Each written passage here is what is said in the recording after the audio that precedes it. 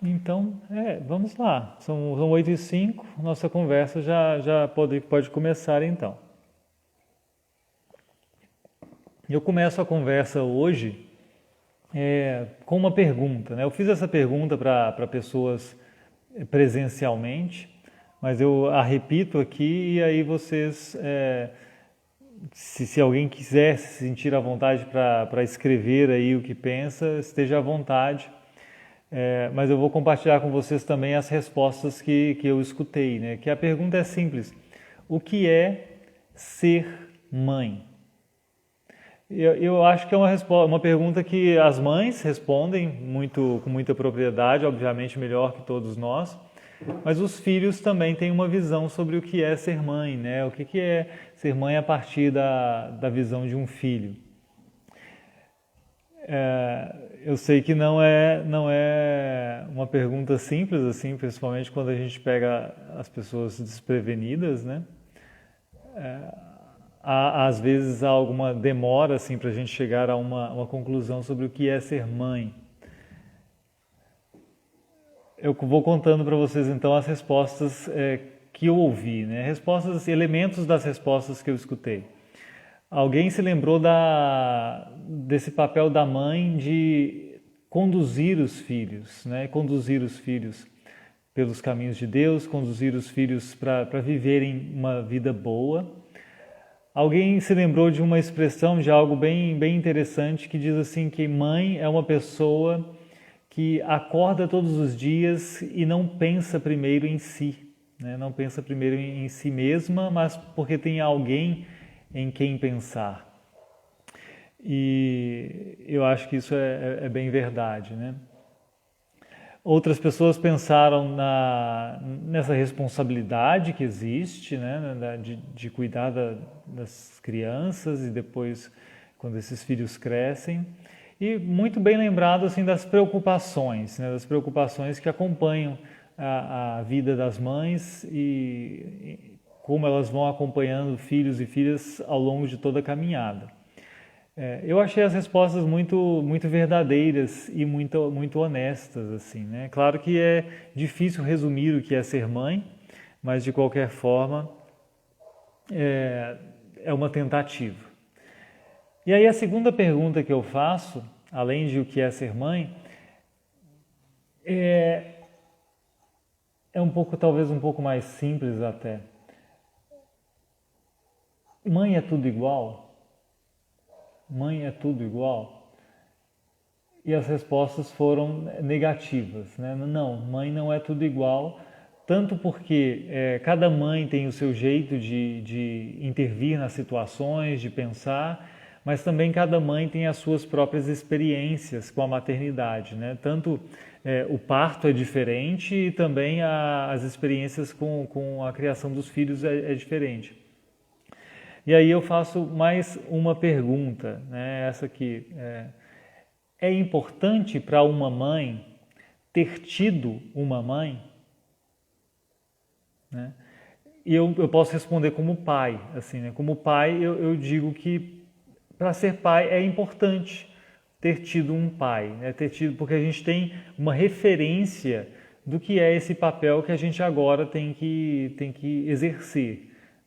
Não que toda mãe tenha que reproduzir tudo que a mãe dela fez consigo, né? Toda a forma da criação, mas ela já tem uma referência do que é esse amor de mãe, e mesmo quando houve problemas mais sérios, né? Mas tem uma referência do que fazer e do que não fazer. É muito bom para ser pai ter tido um pai, e eu imagino que, como concordaram as pessoas que estiveram comigo no fim de semana, é importante também, é bom para uma mãe ter tido uma mãe. Mas isso tudo para dizer que nossa conversa hoje é sobre uma mãe que não teve uma mãe, né? Uma mãe que não teve mãe. Não é isso só de ter sido abandonada, não. Na verdade, a gente vai falar de Eva, né? Eva é a primeira mãe, a mãe de todos os seres humanos, como a gente vai ver, mas não teve mãe alguma, né? Ela teve que exercer a sua tarefa de mãe, aprender do zero. né? Ela podia aprender a partir do que Deus fazia com ela, né, de alguma forma, mas não tinha uma figura humana como referência, assim. E a figura de Eva, ela é muito interessante porque, infelizmente, não sei se vocês concordam, né, Eva é lembrada quase sempre quando se pensa na queda, quando se pensa no pecado, né, e aí a gente já imagina Eva perto da árvore, do fruto do conhecimento do bem e do mal, a serpente por ali, e essa é Eva na nossa cabeça muitas vezes. Mas hoje eu quero pensar Eva não assim, né? Não pensá-la também como pessoa perfeita, não é o caso, mas como mãe, né? Mas antes de mãe, e isso vale para Eva e vale para todas as mulheres do mundo, antes de serem mães, são mulheres, né? Então eu convido vocês a procurarem em suas Bíblias Gênesis 2, do versículo 20, nós vamos ler até o 25, mas vamos por partes, né? Mas vamos lá. Tenha em sua Bíblia aí Gênesis 2, do 20 ao 25, e nós vamos ler o que acontece para Eva vir ao mundo, né? Todo mundo já conhece a história, mas é o tipo de coisa que a gente precisa reler para ler com atenção e com detalhe, né? E antes da leitura, então, eu dou boa noite para Neide e para Thaís, que chegaram aqui também. Boa noite, muito bem-vindas. Vamos ler. Eu espero que a reflexão faça vocês perceberem que vale a pena reler os textos que a gente já conhece muito bem, né? A gente conhece o enredo muitas vezes, o desenvolvimento da história, mas precisa se lembrar de alguns detalhes com alguma frequência, né? Gênesis 2, 20 em diante. O homem deu nome a todos os animais domésticos, às aves dos céus e a todos os animais selvagens. Mas para o homem não se achava uma auxiliadora que fosse semelhante a ele. Então o Senhor Deus fez cair um pesado sono sobre o homem, e este adormeceu. Tirou-lhe uma das costelas e fechou o lugar com carne. E da costela que havia tirado do homem, o Senhor Deus formou uma mulher e a levou até ele. Uma coisa interessante assim para entender essa cena e o que vem depois, né? O homem deu nome a todos os animais e no final desse trechinho que eu li, Deus formou uma mulher e a levou até o homem, né?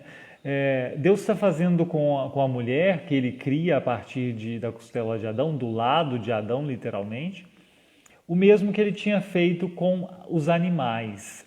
Se a gente ler lá Gênesis 2, 19, diz assim, né? Havendo, pois, o Senhor Deus formado da terra todos os animais do campo e todas as aves dos céus, trouxe-os a Adão para ver que nome lhes daria. E o nome que ele desse a todos os seres vivos, esse seria o nome deles. E aí vem dizer que Adão deu nome para todos os animais. Então, Deus pega os animais e leva até Adão, mostra para Adão e espera Adão dar um nome, né? Ele faz o mesmo com Eva. Isso é interessante, né? Parece que sem dizer o que é, né? Quem que é. Não, simplesmente mostra o animal, Adão dá o nome.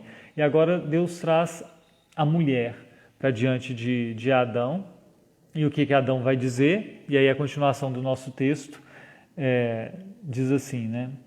E o homem disse: esta, afinal, é osso dos meus ossos e carne da minha carne. Será chamada varoa, porque do varão foi tirada. Por isso o homem deixa seu pai e mãe e se une à sua mulher, tornando-se os dois uma só carne. Ora, um e outro homem e sua mulher estavam nus e não se envergonhavam. Desse trecho nós vamos ler isso, né? Veja a reação de Adão, e isso é interessante a gente pensar. Adão tinha visto, antes do sono dele, um monte de animais e tinha dado nome para um por vez. E agora vem um ser diferente na frente dele, né, diferente de todos os outros que ele tinha visto, e aí ele reconhece que não é como aqueles outros, né? E por isso ele exclama, osso dos meus ossos e carne da minha carne. Ou seja, é gente, né? É igual, é semelhante, é como eu, né? Não é outra coisa assim, não é só vivo, né? Isso é bonito de pensar. E aí Adão vai dizer como que ela será chamada, né? Ele tinha dado nome para os animais, agora como que vai ser chamada esse ser que é tão próximo de mim? E ele diz, será chamada, na tradução aqui, né, varoa, porque do varão foi tirada. São expressões, assim, termos muito estranhos, principalmente o feminino, né, varoa. A gente não usa isso no português corrente, nem varão também. Varão até que é um jargão evangélico, né, em algumas igrejas se usa isso, mas não é um termo comum do português. Em hebraico, os termos mais comuns para homem e mulher, eles têm esse jogo de palavras, da sonoridade aqui, e por isso o tradutor usou varão e varoa. Em hebraico seria assim, será chamada Ishá, que é mulher em hebraico, porque do Ish foi tirado, né? Ish é homem, Ishá, mulher. Vê que a sonoridade fica perfeita para esse jogo de palavras. O que em português a gente não consegue fazer com homem, mulher, nem com macho, fêmea, né? Tem que recorrer a um termo estranho como varão e varoa para reproduzir isso. Por isso que esses termos estranhos aparecem aqui, né? É interessante e importante, né? Os dois se tornam uma só carne, já diz o texto. E é bom lembrar disso porque a gente vai ver a cena da queda e algumas pessoas podem pensar assim, vamos discutir agora por que houve a queda, né? É culpa do homem, é culpa da mulher, quando houve a queda? E na verdade os dois são uma só carne, né? Eles formam uma só carne. A queda de um já traz junto de si a queda do outro também, né? A humanidade cede e cai junta, né? Não há assim, agora caiu um, caiu o outro. Um cai, o outro vai cair, porque eles são uma só carne. Até aqui essa apresentação de Eva como mulher, né? Agora a gente vai começar a ver Eva como mãe. E o primeiro trecho para ver Eva como mãe, eu acho muito interessante porque é antes de ela ser mãe. É lá em Gênesis 3:20. Tem um versículo que parece solto e que diz assim, Gênesis 3:20. Vocês podem abrir lá até porque nós vamos depois explorar o entorno desse texto. Assim está escrito, né? E o homem deu à sua mulher o nome de Eva por ser a mãe de todos os seres humanos. Tudo bem, não tem, diz que ela vai ser mãe de todos os seres humanos, isso está ok, ela é a primeira mulher, a primeira mãe, todos os seres humanos que vão nascer a partir dos filhos e das filhas dela vão ser então descendentes dela, né? Aqui tem um detalhe também de jogo de palavras, né, que seres humanos aqui, na minha tradução está assim, né, da Nova Almeida, por ser a mãe de todos os seres humanos aqui melhor seria traduzido por todos os viventes, todos os vivos, né, mas viventes é até melhor. Seria possível até pensar de toda vida, né, mãe de toda vida. Isso é importante porque, primeiro pelo jogo de palavras, né? Adão vai dizer assim, né? E o homem deu à sua mulher o nome de Havá, que é o nome de Eva em hebraico, por ser a mãe de todo Rai, todo é Kol Rai, Havá, Rai, Havá o nome, Eva, e Rai é essa palavra que eu traduzi por viventes, né? De todos os viventes. Ou seja, o nome que ele escolhe aqui tem a ver com o fato de Eva gerar vida. Isso para mim vai ser muito importante na nossa conversa. O nome que ela recebe, o nome próprio que ela recebe, tem a ver com o fato de ela gerar vida. Agora, por que Adão só dá esse nome para Eva agora? Essa é uma pergunta que me parece muito importante. Por que Adão não deu esse nome para Eva lá quando Deus a apresentou a ele, né? Lá depois do sono, quando Deus mostra essa mulher para Adão, porque lá ele diz que ela seria chamada de mulher, né? Será chamada Ishá, simplesmente mulher, e não escolhe um nome próprio para ela, e só aqui. O motivo disso me parece um pouco assustador. É o motivo de só aqui Adão dar esse nome para Eva.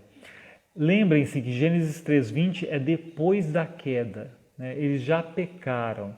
E o que aconteceu então?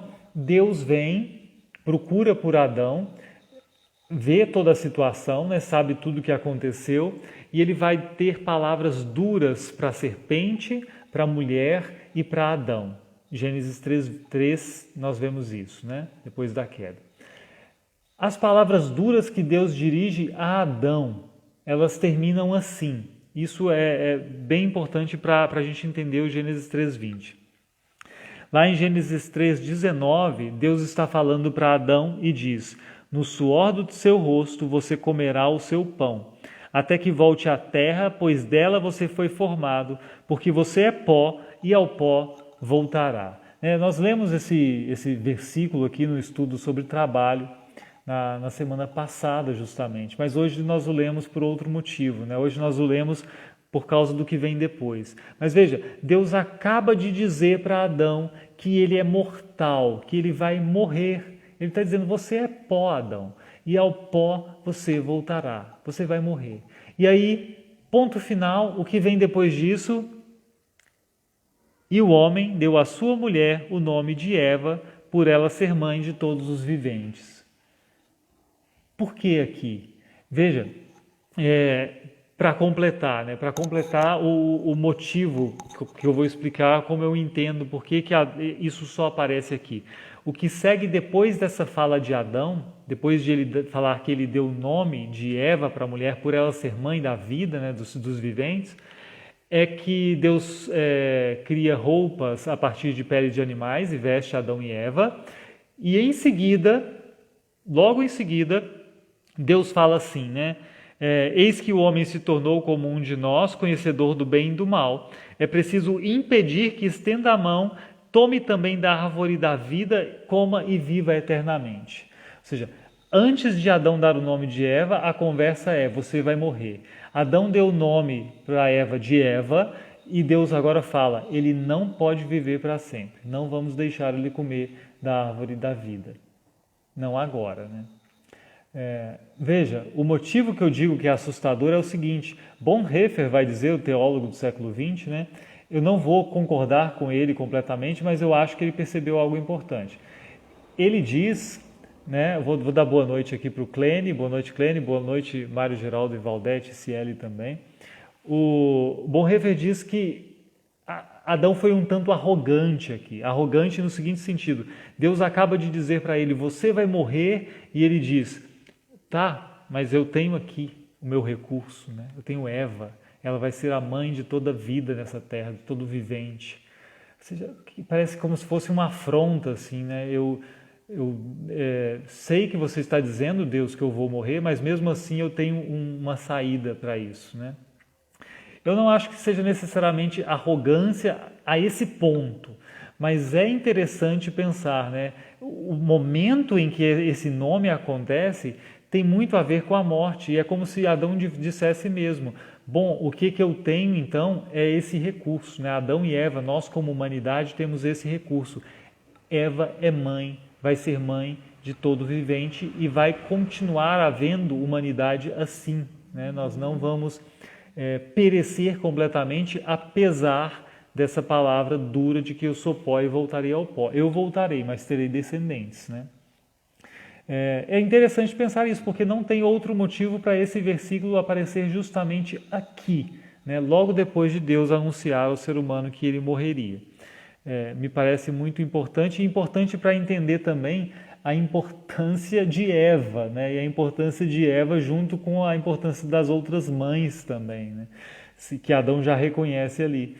Não havendo essa geração da vida a partir das mães, não haveria humanidade, porque tu és pó e ao pó tornarás, né? A palavra de Deus era categórica ali.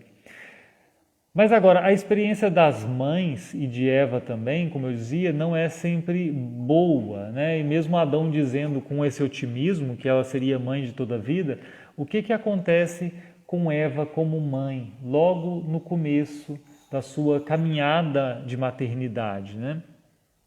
Gênesis 4, nós vamos lá para Gênesis 4, 1 a 2 agora. Eu vou tentar ver se eu consigo... Gênesis 4, de 1 a 2, todo mundo conhece a história também, mas é aquele tipo de coisa que vale a pena a gente pensar, prestar atenção. Diz assim: Adão teve relações com Eva, a sua mulher. Ela ficou grávida e deu à luz Caim. Então ela disse: adquiri um varão com auxílio do Senhor. Depois deu à luz Abel, irmão de Caim. Abel foi pastor de ovelhas e Caim foi agricultor. Até aqui, vamos ler só esses 2 versículos aqui. E aí, o que nós podemos comentar aqui? O que nós podemos ver de importante nesse versículo? Primeiro, é que a gente já vai lembrar de cara que a experiência de Eva como mãe não é feliz no começo, porque ela tem 2 filhos que vão viver o primeiro assassinato na humanidade, né? E ela tem então um filho que vai ser morto e um filho que vai ser assassino. Isso não é nada feliz para uma mãe. Na verdade, talvez um grande temor de mães e pais é ter que sepultar filhos, né? Certamente é uma dor terrível. E também ver um filho por um caminho totalmente oposto àquilo que você quer para ele, né? E um caminho realmente perverso. Aqui de novo aparece, né? Em Gênesis a gente vai vendo isso dos nomes, é bem frequente, né? Caim, em hebraico é Caim mesmo, e ela disse, né? Ela deu à luz Caim, então ela disse, Canite ish, adquiri um varão, adquiri um homem. Esse Caim, ela está jogando com Canite, que é o verbo possuir, adquirir, depois vai virar comprar. E alguém diz assim, olha, não estou dizendo que eu concordo com essa observação, mas é para vocês pensarem, né? Caim, esse nome que Eva está associando a adquirir, a aquisição, a possessão de algo, né, conquista, é um nome muito forte, é um nome muito poderoso para uma pessoa. Por outro lado, Abel é um nome fraco, porque Abel significa vazio, oco. É o que lá em Eclesiastes nós vamos ler como vaidade, né? Vaidade de vaidade, diz o pregador, tudo é vaidade. É essa palavra.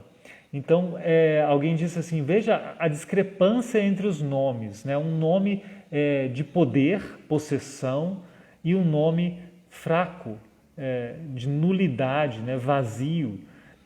Será, alguém supõe assim, que essa escolha de nomes, né, por parte dos pais já não foi um pouco errada, no sentido de que favoreceu esse orgulho de Caim, que o levou a matar o seu irmão naquele momento de contrariedade?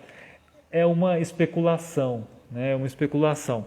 Mas serve, mesmo como especulação, para lembrar, de fato, nós, como os pais e mães, não somos perfeitos no sentido de que, por mais que nós queiramos criar filhos e filhas da melhor forma possível, em algum momento nós vacilamos, nós escorregamos, alguma atitude, alguma palavra não foi a melhor possível. Isso é inevitável porque nós somos seres imperfeitos, né? Também valia para Adão e Eva aqui, que já tinham caído, já estavam fora do Éden.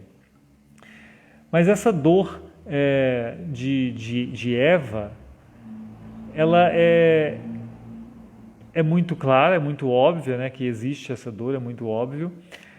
E Eva, de fato, sabe do homicídio, né? Ela viveu para ver isso acontecer.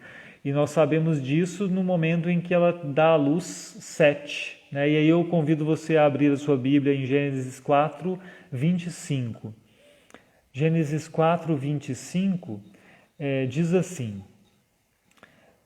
Adão tornou a ter relações com sua mulher e ela deu à luz um filho, a quem pôs o nome de Sete, dizendo, Deus me concedeu outro descendente em lugar de Abel, que Caim matou. né?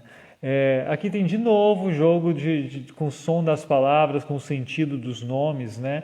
Ela dá o nome dele de Shet, em hebraico, dizendo, Deus me shat, que é o verbo aqui concedeu, que traduziu-se por concedeu, Deus me shat, outro descendente, Shet e Shat, né? Mas veja, algo muito interessante, né? Quando nasce Caim, Eva disse, né, que ela adquiriu um varão com o auxílio do Senhor. Ela vê a ajuda do Senhor nessa sua função de maternidade, né? Se Adão dizia lá, ela vai ser mãe de todo vivente, Eva reconhece, né? Isso só acontece pela ajuda do Senhor. E aqui de novo, né, quando nasce Sete, ela reconhece, né, que isso não é algo de virtude somente dela e de Adão, né? Ela diz, Deus me concedeu, né? Ela reconhece a bondade de Deus em conceder os seus filhos, mesmo depois dessa experiência terrível que ela viveu com Caim e Abel, né? Essa experiência que nos lembra que a maternidade, desde o começo, é marcada por dor, né? É marcada por pranto, por lágrimas. Não me parece, né? Eu digo isso sobre ser pai e me parece que sobre ser mãe isso é tão verdadeiro ou, na verdade, mais verdadeiro ainda. É impossível ser mãe sem chorar, né? Sem verter lágrimas, sem passar por momentos de verdadeira dor e, às vezes, uma dor que não é entendida por quem está fora dessa experiência. Eva certamente passou por isso, né? A primeira já passou por isso. Há uma hipótese, né, de que Abel e Caim sejam gêmeos, inclusive, né, o que faria isso acontecer de forma mais intensa, essa experiência de ter o primeiro filho já com um gêmeo. Isso só porque lá no texto que nós lemos, de Gênesis 4, 1 a 2, diz que Adão teve relações com Eva, Eva ficou grávida, ela concebeu e deu à luz Caim, e depois já diz em seguida, né? Depois deu à luz Abel. Não fala de novo que Adão teve relações com ela, que ela concebeu. E aí por isso, já desde há muito tempo, né? Isso é antigo, na Idade Média já é bem registrado isso, pensava-se assim, já que não falou que concebeu de novo, é a mesma gestação, então eles seriam gêmeos, né? Mas a gente também não tem como ter certeza disso, é um indício, mas a gente não tem certeza. De qualquer forma, sendo gêmeos ou não, a dor da experiência do que aconteceu é terrível. E aí eu lembro, falando de dor, né, já que a gente fala de dor na maternidade, que fazia parte daquelas palavras duras que Deus dá para a serpente, para a mulher e para Adão. Para a mulher, Deus disse assim lá em Gênesis 3,16, né, que com dor ela teria filhos. A dor faria parte do parto, né, o que é bem óbvio para quem já acompanhou um parto normal, especialmente, né? Chega a ser assustador, na verdade, também. Mas um teólogo que me parece muito interessante do século XX, o Helmut Tillich, ele observa sobre esse dor que vem no parto como tendo um sentido muito interessante.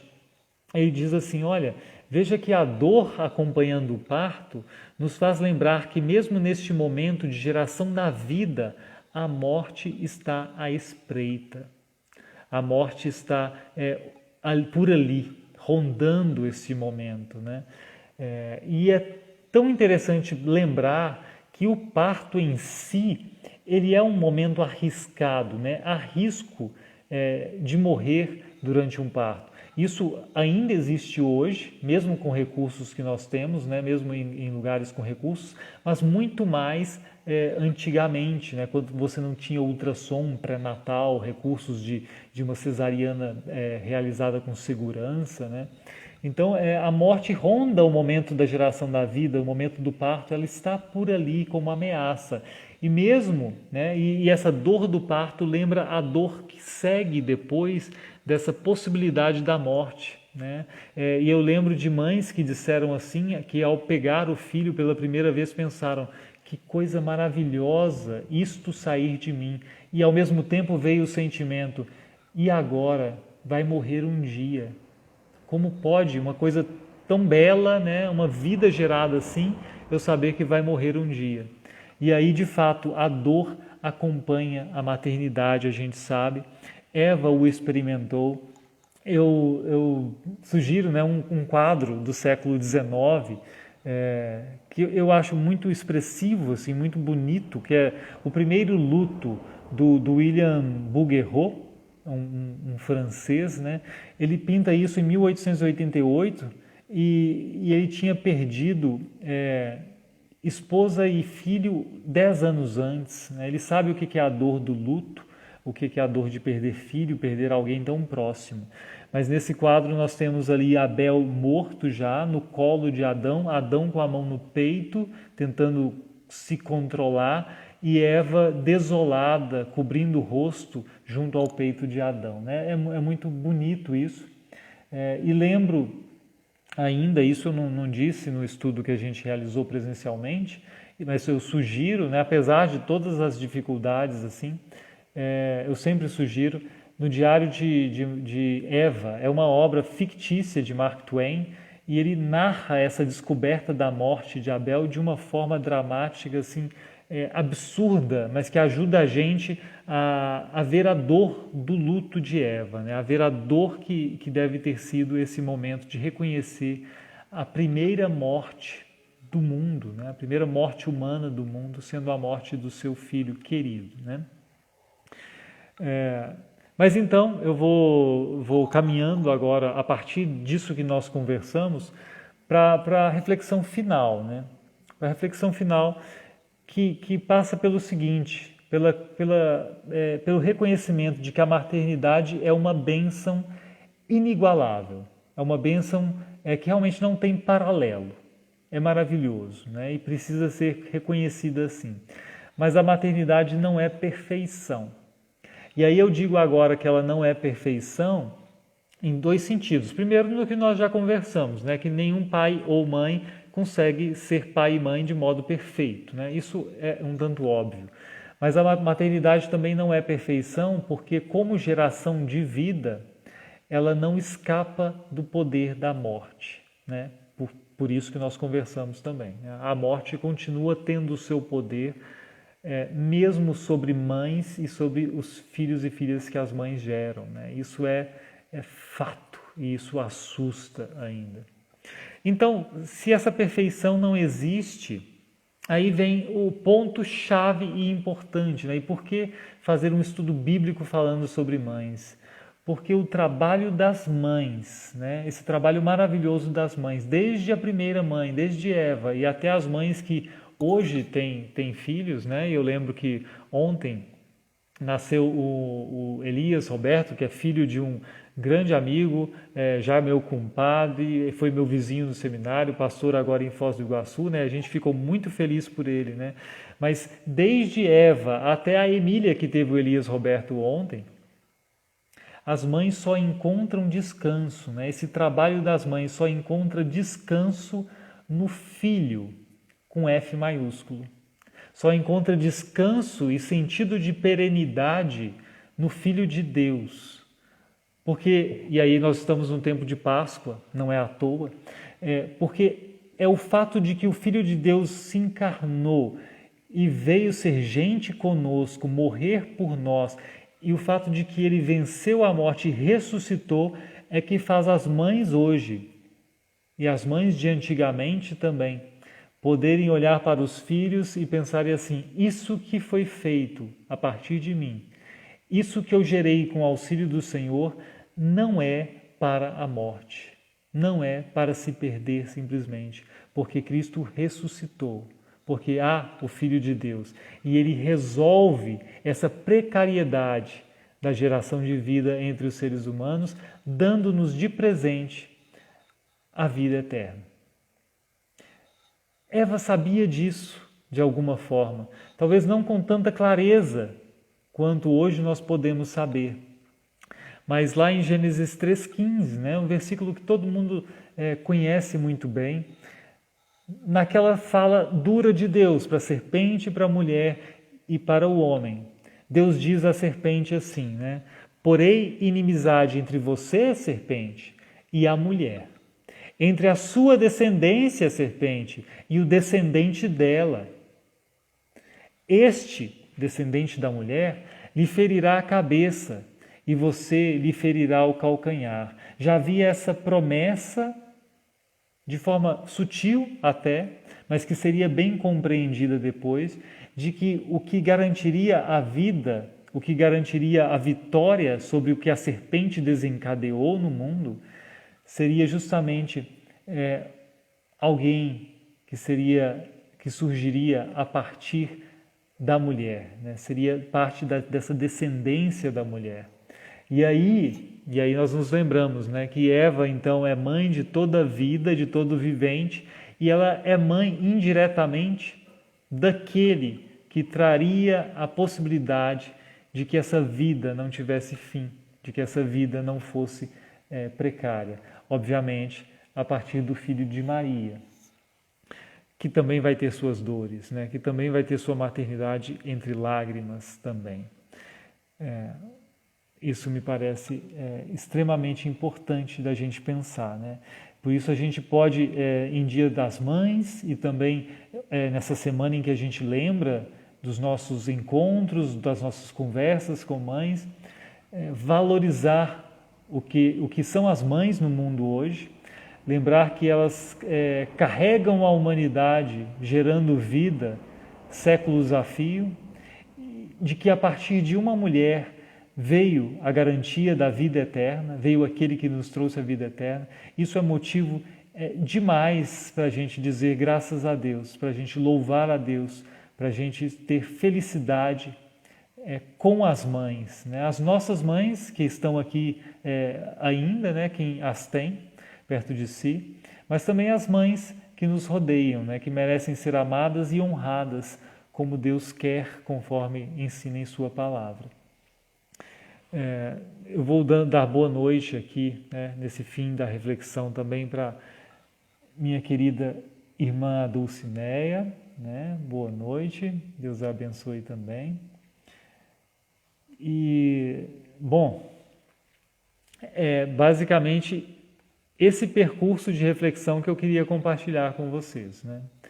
Esse percurso sobre a primeira mãe e sobre o filho com F maiúsculo, como ele muda tudo na nossa vida e na realidade do que é ser mãe, né? Lembrando para a gente, obviamente, que tudo, né, faz sentido na nossa vida de forma mais plena quando Cristo é considerado, né? Tudo. Isso a gente pode pensar como pensamos na semana passada no trabalho, hoje pensamos na maternidade, podemos pensar na paternidade daqui a pouco, podemos pensar nos relacionamentos conjugais, talvez em junho possamos pensar nisso, né? Tem o Dia dos Namorados por aí. Cristo faz a coisa ter sentido, né? A gente precisa perceber isso para viver Cristo todos os dias. Até aqui, né, que eu queria de reflexão, nós vamos orar também. Eu sugiro que vocês escutem uma música que eu não conhecia, eu conheci neste fim de semana, né, preparando este estudo, querendo escutar algo que tivesse a ver. A música se chama O Retrato, do Gladir Cabral, né, aquele compositor e poeta cristão lá de Santa Catarina, que muita coisa bonita já produziu. Então eu sugiro, vocês podem, depois que a gente se despedir, procurar por aí no YouTube disponível, está disponível, o retrato do grande poeta Gladir Cabral, né? Façam bom uso da música boa que se produz por aí. Vamos orar, eu não sei se há motivos de oração específicos. Eu sei que nós continuamos orando pelas pessoas que sofrem, continuamos orando pelas autoridades para que hajam com sabedoria nestes tempos difíceis. E tenho orado muito pela Igreja de Cristo, para que ela seja fortalecida no sentido de testemunhar devidamente o que Cristo fez e o que é a vida, né? Testemunhar e não se perder por caminhos que não edificam, na verdade, que confundem qualquer tarefa da igreja, né? E, obviamente, oramos pelas mães também, para que Deus as abençoe e agradecemos por elas. Vamos orar, então? Amado Deus, nós te agradecemos pelo dia que vai passando, pela noite que chega e pedimos tua proteção neste momento. Pedimos que o Senhor abençoe as famílias das pessoas que aqui estão reunidas por este meio que o Senhor nos dá. Abençoa especialmente as mães e abençoa os filhos para que olhem devidamente para suas mães. Abençoa para que os nossos corações estejam cheios de amor e possamos honrar essas pessoas tão importantes para a nossa caminhada, para a humanidade como um todo, para a vida que virá. Nós te agradecemos por Jesus Cristo, por ter se encarnado, nascido de Maria, vencido a morte em nosso favor, porque isso muda tudo em nossa vida. Muda também a experiência das mães. Obrigado, Senhor.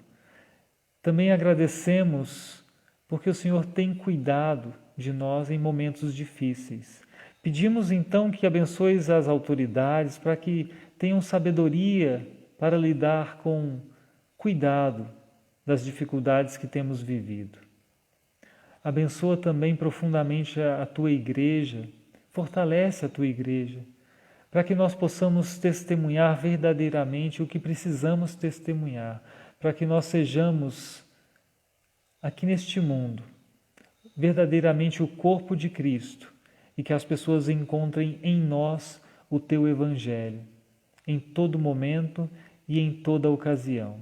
Nós precisamos de ti para isso, porque há tanta confusão e há tanto motivo para nos vermos seduzidos por caminhos que não são o caminho, a verdade e a vida. Abençoa-nos então com tua bondade e misericórdia e guia-nos e ilumina-nos. No nome de Jesus Cristo, o nosso Senhor querido. Amém. Meus queridos irmãos, minhas queridas irmãs, que Deus abençoe realmente a vida de vocês. Espero que essa reflexão, né, que não é uma reflexão, não foi uma reflexão cheia de rosas, né, e muito sobre a sublimidade da maternidade, mas um pouco mais dedicada à parte dura da coisa, né, mas sempre lembrando da nossa esperança e do nosso motivo de haver esperança. Né? Bênção de Deus, uma ótima noite. Semana que vem nós nos vemos de novo às 20 horas para mais um estudo. Realmente eu não sei ainda qual será o tema, né? Mas vamos ver. Certamente o que importa não é tanto o tema, não é tanto quem oferece o estudo. O que importa é que a palavra de Deus seja pregada, né? E que tudo que a gente converse nos remeta à palavra de Deus. Assim nós somos edificados. Bênção de Deus e até a próxima. Muito obrigado, Bruno, obrigado, Rosane, obrigado a todas que estiveram aqui nessa noite. Vocês certamente me fazem me sentir bem, né? Saber que vocês estão acompanhando e que isso faz bem para alguém. Um grande abraço e até a próxima.